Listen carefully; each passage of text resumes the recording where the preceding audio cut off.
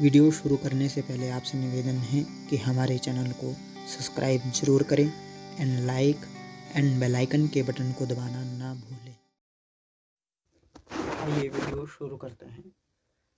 परिशिष्टम व्याकरण भाग, तो आपका बचा हुआ व्याकरण भाग है उसके ऊपर अब हम चर्चा करेंगे। ठीक है, परिशिष्ट व्याकरण भाग के ऊपर। तो इसमें जो है क से लेकर के च भाग में इनको बांटा गया है। तो क भाग में है शब्द रूप हैं, तो आपने शब्द रूपों को जो है उनका भी अभ्यास करना है। तो कुछ एक इनके शब्द रूपों के उच्चारण करने का आपने अभ्यास करना है। ठीक है, कि ये शब्द रूप आपको आने चाहिए ताकि आप संस्कृत बोलने में आपको दिक्कत ना हो सके। ठीक है, तो ये सभी शब्द रूपों का हम यहाँ व्याकरण परिशिष्ट भाग में अभ्यास करेंगे। तो सबसे पहले आकारांत पुल्लिंग शब्द है छात्र। ठीक है, जिसका मतलब होता है विद्यार्थी। ठीक है, तो इसका जो उच्चारण होगा इस प्रकार से होगा, वो आपने सुनना है। और देखो विभक्ति सब जगह होगी, प्रथमा द्वितीय तृतीय चतुर्थी पंचमी षष्ठी सप्तमी षष्ठी संबोधन, है ना। और एक वचन द्विवचन बहुवचन सब जगह होगा। तो इसका उच्चारण आपने स्वयं करना है। बाकी जो है केवल शब्द रूपों का उच्चारण मैं आपको करके सुनाऊंगा सब जगह। तो आपने शब्द रूपों के उच्चारणों को ध्यानपूर्वक सुनना है और स्वयं भी शब्दों के उच्चारण का अभ्यास करना है। ठीक है, तो जैसे छात्र शब्द है तो छात्र शब्द का उच्चारण इस प्रकार से करें। छात्रः छात्रौ छात्राः, छात्रं छात्रौ छात्रान्, छात्रेण छात्राभ्यां छात्रैः, छात्राय छात्राभ्यां छात्रेभ्यः, छात्रात् छात्राभ्यां छात्रेभ्यः, छात्रस्य छात्रयोः छात्राणां, छात्रे छात्रयोः छात्रेषु, हे छात्र हे छात्रौ हे छात्राः। तो आपने यहाँ यह भी ध्यान दें कि री र या श के बाद यदि न आए तो उसके स्थान पर न हो जाता है। छात्र में र त और र है, अतः तृतीया एक वचन तथा षष्ठी बहुवचन में न को ण हुआ है। ठीक है, तो आपने ये बात ध्यान देनी है कि जहाँ पर र या श के बाद यदि न आए तो हमेशा ध्यान रखना भाई जो है न को ण हो जाता है। ठीक है, और र और त मतलब त और र, ठीक है, त और र है, अतः तृतीया एक वचन तथा षष्ठी बहुवचन में न को न हुआ है। तो यहाँ पे आपने ये देखो भी जो छात्र शब्द है, छात्र शब्द में आप देखो षष्ठी के बहुवचन में देखिए छात्राणाम। तो छात्राणाम कैसे हो गया?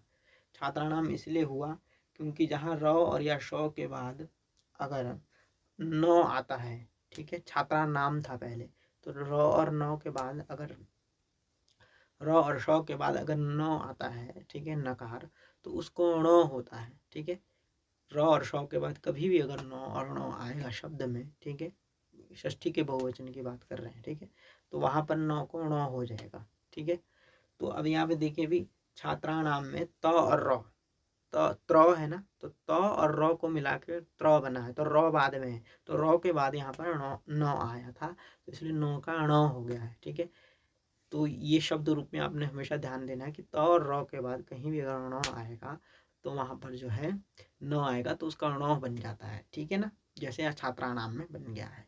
ठीक है, यही बात बस ध्यान देने को यहाँ कहा गया है। आइए अगला शब्द रूप देखते हैं। अगला शब्द रूप है आपका आकारांत स्त्रीलिंग शब्द लता। लता का मतलब होता है बेल, तो इसका उच्चारण इस प्रकार से होगा। लता लते लताः, लताम लते लताः, लतया लताभ्यां लताभिः, लतायै लताभ्यां लताभ्यः, लतायाः लताभ्यां लताभ्यः, लतायाः लतयोः लतानां, लतायां लतयोः लतासु, हे लते हे लताः। ठीक है, इस प्रकार से इसका उच्चारण करना है। ठीक है ना, तो इसके उच्चारण करने का भी आप अभ्यास करें।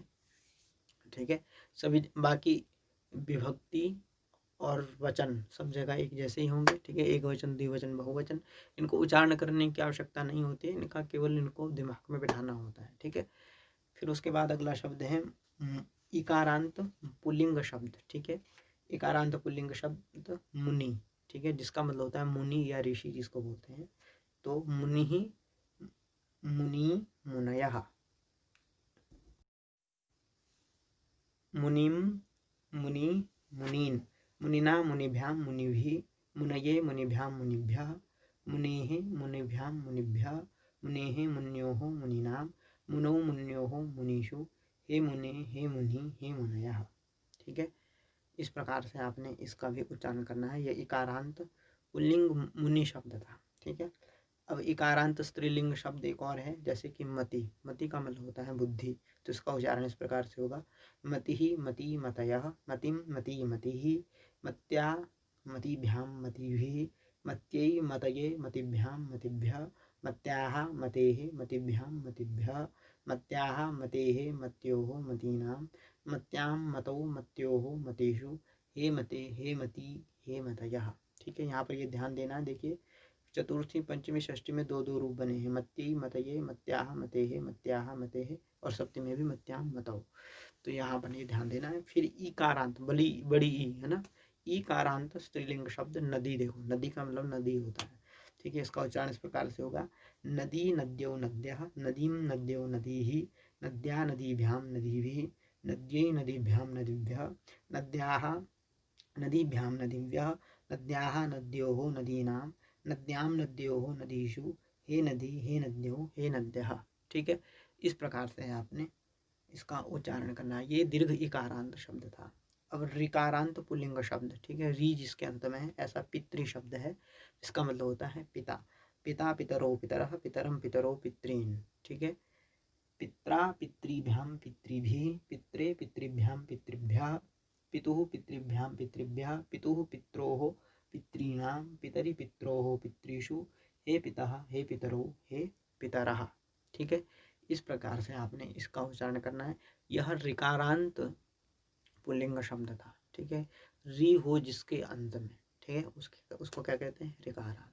अब देखिए, ऋकारांत पुल्लिंग स्त्रीलिंग शब्द आपको बताते हैं, जैसे कि मातृ। अब आपने ऋकारांत पुल्लिंग शब्द पढ़ा, स्त्रीलिंग मातृ। मातृ का मतलब होता है माता। इसका उच्चारण ऐसे होगा, माता मातरौ मातरः, मातरं मातरौ मातृः, मात्रा मातृभ्यां मातृभिः, मात्रे मातृभ्यां मातृभ्यः, मातुः मातृभ्यां मातृभ्यः, मातुः मात्रोः मातॄणां, मातरि मात्रोः मातृषु, हे माता हे मातरौ हे मातरः। ठीक है, इस प्रकार से ये स्त्रीलिंग ऋकारांत शब्द का उच्चारण होगा। फिर 8वां शब्द है सर्वनाम शब्द, एतत्, जिसका मतलब होता है यह पुल्लिंग शब्द है। ठीक है, सर्वनाम शब्द यहाँ से आगे शुरू हो रहे हैं। सबसे पहले एतत् शब्द पुल्लिंग का, ठीक है, जिसका मतलब यह होता है, इसका उच्चारण इस प्रकार से, एषः एतौ एते एतम एतौ एतान एतेन एताभ्याम एतैहि एतस्मै एताभ्याम एतेभ्यः एतस्मात् एताभ्याम एतेभ्यः एतस्य एतयोः एतेषाम एतस्मिन् एतयोः एतेषु। ठीक है, तो इसका उच्चारण आपने इस प्रकार से करना है। सर्वनाम शब्द एतत् शब्द यह तीनों लिंगों में होता है, तो पहला आपको पुल्लिंग में इसका उच्चारण इस प्रकार से होगा। अब यही एतत् शब्द स्त्रीलिंग में, देखिए अर्थ इसका यह ही रहेगा। ठीक है, स्त्रीलिंग में ऐसे उच्चारण होगा, एषा एते एताः एताम एते एताः एतया एताभ्याम एताभिः एतस्यै एताभ्याम एताभ्यः एतस्याः एताभ्याम एताभ्यः एतस्याः एतयोः एतासाम् एतस्याम एतयोः एतासु। यह स्त्रीलिंग में एतत् शब्द का रूप था। ठीक है, तो पुल्लिंग में भी आपने देखा, स्त्रीलिंग में इसका ऐसे उच्चारण होगा।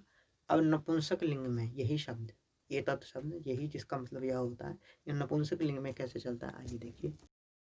क्योंकि यह तीनों लिंगों में होता है, तो नपुंसक लिंग में यह शब्द ऐसे चलेगा, एतत् एते एतानि एतत् एते एतानि। ठीक है, बाकी यह पुल्लिंग की तरह इसके बाद तृतीया से, एतेन एताभ्याम एतैहि एतस्मै एताभ्याम एतेभ्यः एतस्मात् एताभ्याम एतेभ्यः एतस्य एतयोः एतेषाम एतस्मिन् एतयोः एतेषु। ठीक है, तो यहाँ पर इस प्रकार से इसका उच्चारण होगा। तो यहाँ एक बात जो ध्यान रखनी है कि यह छात्रों ने देखा कि सर्वनाम नपुंसक लिंग शब्दों के रूप तृतीया से सप्तमी तक पुल्लिंग शब्द रूप के समान ही होते हैं, इसके सर्वनाम शब्दों के संबोधन रूप नहीं होते। तो यहाँ एक तो बात यह ध्यान रखनी है कि नपुंसक लिंग और पुल्लिंग में सर्वनाम शब्दों में एक अंतर होता है, कि जैसे नपुंसक लिंग और पुल्लिंग में, जैसे नपुंसक लिंग में केवल प्रथमा और द्वितीय विभक्ति में रूप बदलते हैं, बाकी तृतीय विभक्ति से लेकर सप्तमी विभक्ति तक एक जैसे ही रूप होते हैं, पुल्लिंग में भी और नपुंसक लिंग में भी। और दूसरी बात ये होती है कि सर्वनाम शब्दों में संबोधन नहीं होता, ये बात भी आपने ध्यान रखनी है। जो भी सर्वनाम शब्द होते हैं उनमें कभी भी संबोधन नहीं होता है, ये भी आपने बात ध्यान में रखनी। अब अगला सर्वनाम शब्द तत् शब्द, ठीक है। यह भी यहाँ तीनों लिंगों में बताया जाएगा। तो सबसे पहले पुल्लिंग में मतलब तत् का मतलब वह होता है, तीनों लिंगों में इसका वही अर्थ रहेगा, तत् शब्द का वह। बस पुल्लिंग में इसका रूप चलेगा सह तौ ते, तम तौ तान, तेन ताभ्याम तेहि, तस्मै ताभ्याम तेभ्यः, तस्मात् ताभ्याम तेभ्यः, तस्य तयोः तेषां, तस्मिन् तयोः तेषु। यह सर्वनाम शब्द था पुल्लिंग में। अब स्त्रीलिंग में देखिए, स्त्रीलिंग में वही अर्थ रहेगा, ठीक है। तत् शब्द का रूप चलेंगे ऐसे, सा ते ताः, ताम ते ताः, तया ताभ्याम ताभिः, तस्यै ताभ्याम ताभ्यः, तस्याः ताभ्याम ताभ्यः, तस्याः तयोः तासां, तस्यां तयोः तासु, ठीक है। इस प्रकार से यह रूप चलेगा स्त्रीलिंग में, ठीक है। अब नपुंसक लिंग में भी देखिए, तीनों लिंगों में तत् शब्द का वह यही अर्थ रहेगा, ठीक है। रूप अलग अलग चलेंगे। अब देखिए नपुंसक लिंग में तत् तेतानि, तत् तेतानि। अब इसके बाद देखिए पुल्लिंग में जो आपने तत् शब्द का रूप चलाया था वैसा ही चलेगा तृतीया विभक्ति से सप्तमी तक, ठीक है। तस्मै ताभ्याम ते, तेन ताभ्याम तेहि, तस्मै ताभ्याम तेभ्यः, तस्मात् ताभ्याम तेभ्यः, तस्य तयोः तेषां, तस्मिन् तयोः तेषु। यह था नपुंसक लिंग में। तो तीनों लिंगों में तत् शब्द आपको बता दिया गया।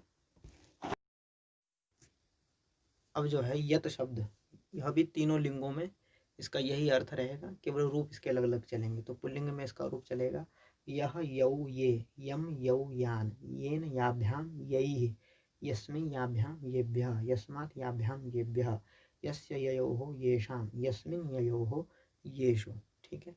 तो यह इसका रूप पुल्लिंग में था। अब स्त्रीलिंग में इसका रूप चलेगा, स्त्रीलिंग में इसका रूप चलेगा या ये याः, याम ये याः, यया याभ्याम याभिः, यस्यै याभ्याम याभ्यः, यस्याः याभ्याम याभ्यः, यस्याः ययोः यासां, यस्यां ययोः यासु। इस प्रकार से यह स्त्रीलिंग में चलेगा, अर्थ वही रहेगा। और नपुंसक लिंग में यत ये यानि, यत ये यानि आगे पुल्लिंग की तरह, येन याभ्याम यैः, यस्मै याभ्याम येभ्यः, यस्मात् याभ्याम येभ्यः, यस्य ययोः येषां, यस्मिन् ययोः येषु, ठीक है। अब ये यत शब्द आपको तीनों लिंगों में बता दिया गया, अर्थ इसका जो रहेगा तीनों ही लिंगों में, रूप इसके अलग अलग चलते हैं। और नपुंसक लिंग में तृतीया के बाद ये पुल्लिंग की तरह ही चलता है। अब देखो सर्वनाम शब्द आगे, मध्यम पुरुष में जिसका प्रयोग होता है युष्मत् शब्द, ठीक है, आपको बताया गया था ना, जिसका मध्यम पुरुष में प्रयोग होता है युष्मत् शब्द, जिसका मतलब होता है तू या तुम, ठीक है। वह तीनों लिंगों में समान ही होता है, ठीक है। ये पुल्लिंग, स्त्रीलिंग और नपुंसक लिंग, ये तीनों लिंगों में समान ही होता है, ठीक है। तो इसके रूप इस प्रकार से चलेंगे, त्वम युवाम यूयम, त्वाम युवाम युष्मान, त्वया युवाभ्याम युष्माभिः, तुभ्यं युवाभ्याम युष्मभ्यं, त्वत् युवाभ्याम युष्मत्, तव युवयोः युष्माकं, त्वयि युवयोः युष्मासु, ठीक है। ये था आपका युष्मत् शब्द, जो मध्यम पुरुष में किसी भी धातु के मध्यम पुरुष का यह कर्ता माना जाता है, ठीक है। तो ये मध्यम पुरुष में जिसका प्रयोग होता है। और युष्मत् शब्द का मतलब होता है तू या तुम, ठीक है। तो इसके सभी वचनों के रूप बता दिए आपको, ठीक है। तो इसका रूप ये तीनों लिंगों में एक समान ही होता है, स्त्रीलिंग के लिए भी यही शब्द प्रयोग होगा, पुल्लिंग के लिए भी और नपुंसक लिंग के लिए भी, ठीक है। बस ये ध्यान रखना है कि ये तीनों लिंगों में एक जैसा चलता है। अब ऐसे ही अस्मत् शब्द, यह उत्तम पुरुष का कर्ता, ठीक है, जिसका मतलब होता है मैं या हम, ठीक है। उत्तम पुरुष का कर्ता है अस्म, अहम, आवाम, वयम, ठीक है।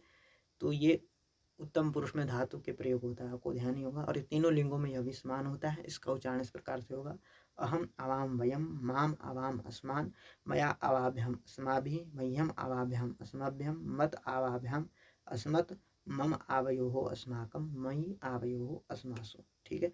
तो ये दोनों ही सर्वनाम शब्द थे, युष्मत् और अस्मत्, ठीक है।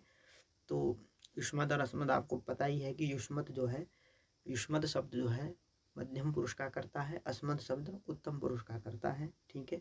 और तीनों लिंगों में यह युष्मत् और अस्मत् शब्द एक जैसे ही रहते हैं, ठीक है। यही रूप तीनों लिंगों के लिए प्रयोग होता है, ठीक है। तो इसका भी आपने अभ्यास करना है। सभी शब्द रूपों को आप ध्यान से उच्चारण करिए। मैं तो ये कहूँगा कि आप इन सबको याद भी कर लें तो आपको बहुत जरूरी आवश्यक पड़ेंगे। बाकी वीडियो देखने के लिए धन्यवाद। नमो नमः। अपनी पढ़ाई पूरी करें।